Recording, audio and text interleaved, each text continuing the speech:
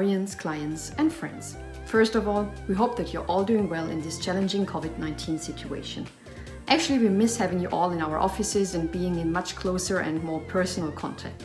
But that's one of the reasons why today we kick off an irregular mini-series of video snippets, giving our popular expert access events a virtual stage for as long as these quarantine times might last, and maybe even beyond, because at least people collectively being rounded globally, they make a good audience for experiments. We start with our own Aleksandra Gadzala, who is not only our new head of research, but also head of the expert advisory board, and as such the direct link to our valuable network. So, straight to the topic. We often get asked in these days how we expect the world to be after Corona. Before I hand over to Aleksandra, let me answer with a pro word. It's difficult to make predictions, especially about the future.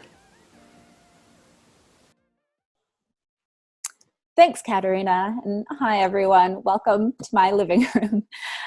Like you, I suppose, I'm starting to think now about what comes next.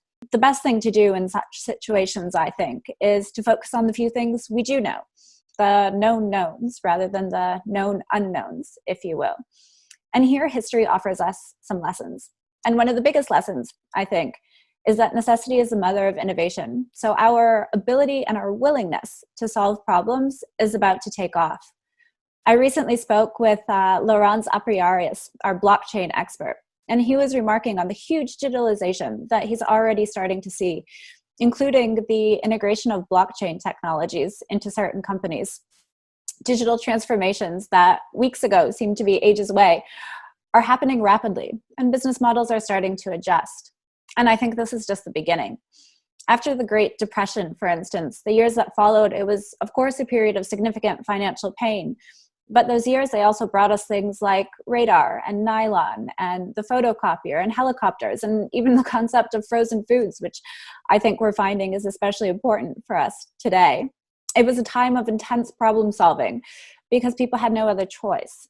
And I suspect the same will be true now. And so we're starting to look and think about where those next pockets of innovation might be. Also, as Lukas Schleuniger, our AR/VR expert, mentioned to me in a recent conversation, our conception of what we consider critical, of what we consider essential, that's also starting to change.